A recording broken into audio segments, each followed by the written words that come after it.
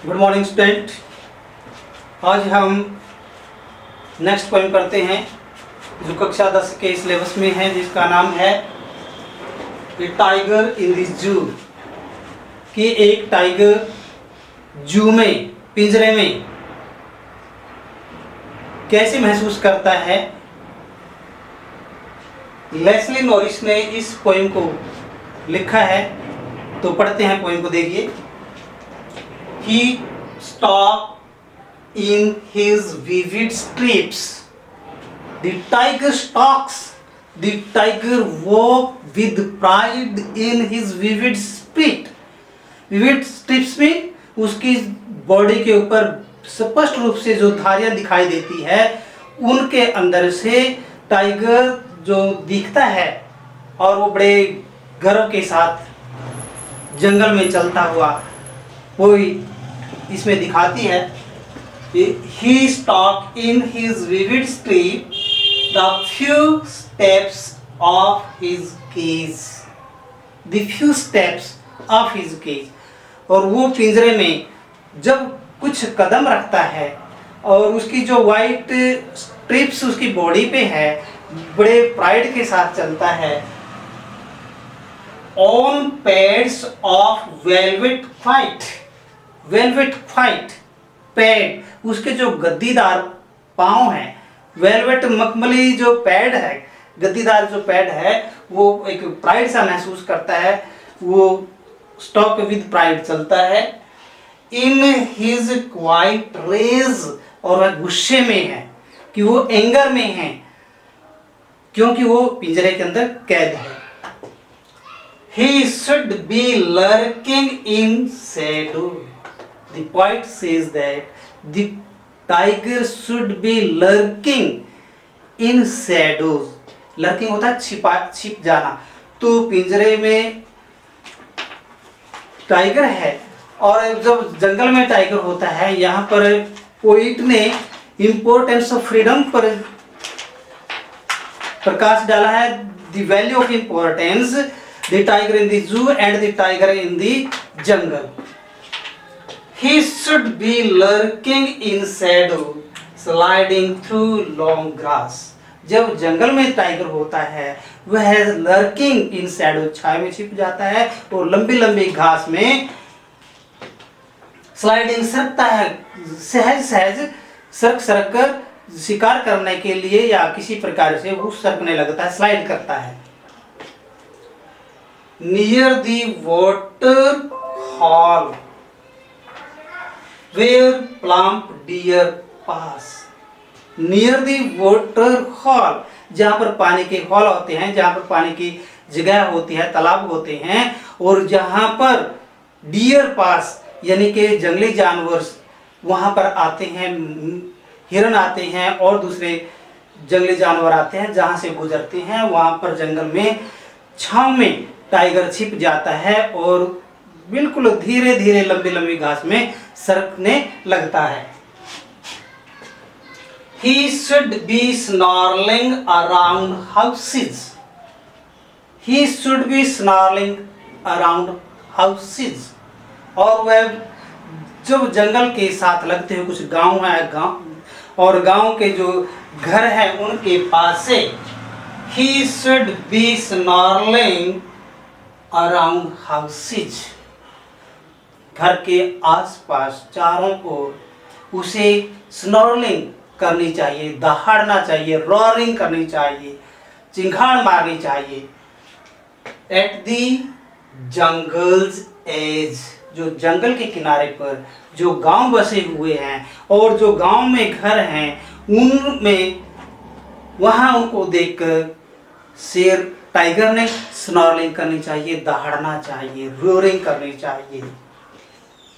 And the jungles as, जो जंगल के किनारे पर बसे हुए हैं, baring his white fangs, baring बेनकाब करते हुए, दिखाते हुए उसके जो लंबे लंबे फैंग्स, लंबे लंबे जो दांत है, उनको दिखाते हुए, बेरिंग, बेर मैंने BARE, बेर मैंने होता है दिखाना, बेनकाब करना, उसकी तो बेरिंग बनाते हुए की फॉर्म जो इसका वो जीरंड वर्ग की जीरंड में आ गया ये। और इसे baring his white fangs his claws, उसके पंजों को और उसके वाइट दांतों को दिखाते हुए, terrorising the village, terrorising the village, और गांव के लोगों को, गांव को टेरराइजिंग करते हुए यानी कि डराते हुए से सफेद दांत और अपने पंजों को दिखाना चाहिए।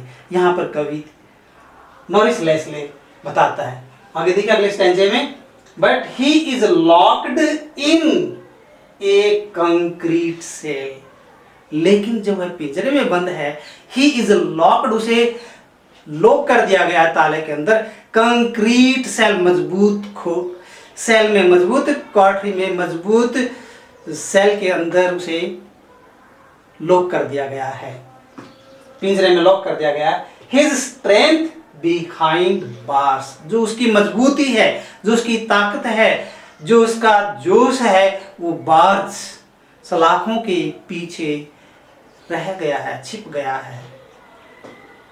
Stocking the length of his cage, और वह पिंजरे में जितनी पिंजरे की लंबाई है, स्टॉकिंग चलता है, अब जितने उसकी लंबाई है दूर तक, एक सिरे से दूसरे तक, stalking the length of his cage, अपने पिंजरे की लंबाई तक वह स्टॉकिंग करता है, चलता है। इग्नोरिंग विजिटर, और जो जंगल में विजिट, जो उसको विजिट करने के लिए आते हैं चिड़ियाघर में, जू में, उनको अनदेखा करते हुए, उनकी तरफ कोई ध्यान नहीं देता, उनको बिल्कुल इग्नोर करते हुए एक सिरे से दूसरे सिरे तक पिंजरे में चलता रहता है। And next stanza, he hears the last voice at night, the lion hears the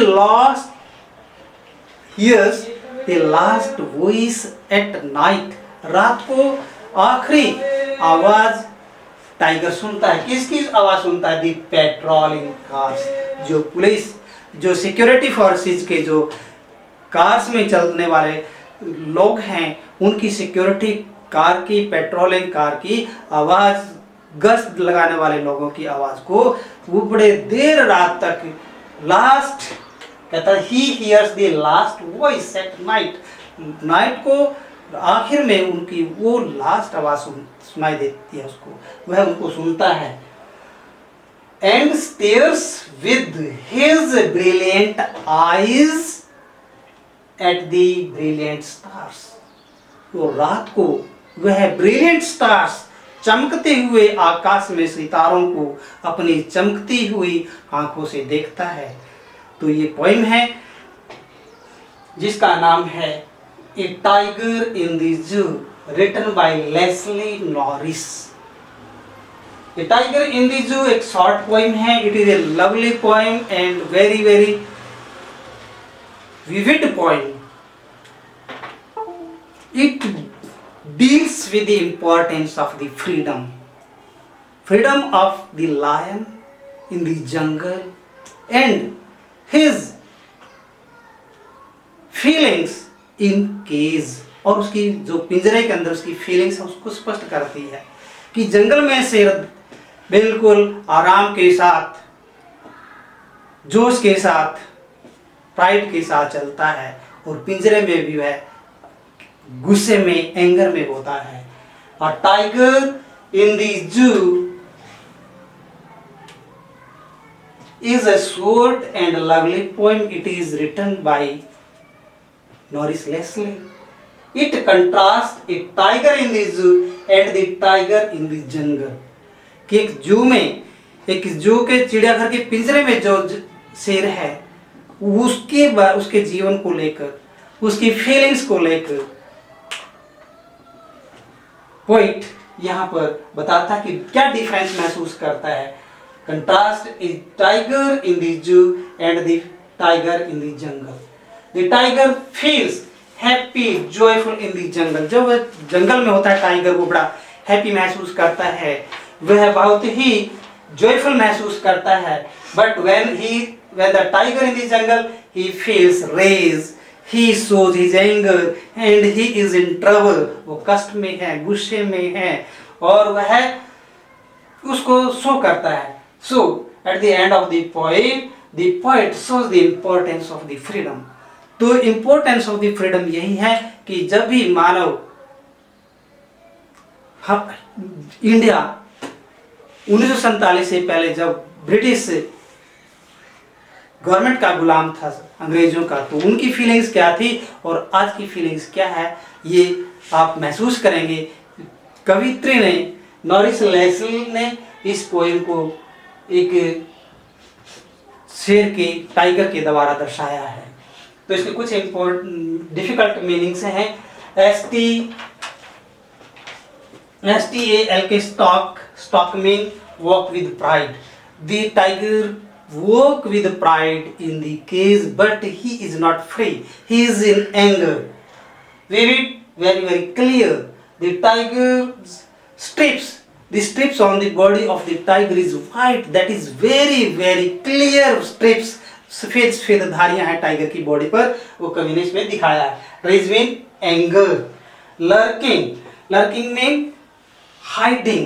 तो वह शैडो में छिप जाता है. जब भी वो शिकार करने के लिए, जंगली जानवरों का शिकार करने के लिए पानी के पास जो पानी पीने के लिए डियर्स, हिरन आते हैं और दूसरे आते हैं, तो वह लर्क करने लगता है, छिप जाता है. स्लाइडिंग सरकने की, सह चलने की, तो वह बड़े प्राइड से चलता है. स्नॉर्लिंग मीनिंग ग्रॉलिंग, खराटे मारना, घुर्राना. प्लम्प डियर्स जब वहां पर आते हैं तो उनका शिकार करने के लिए टाइगर चलता है. सेल मीन केज, पिंजरा, केज. तो it is complete point. I hope you will do it well and you understood it well. Thank you.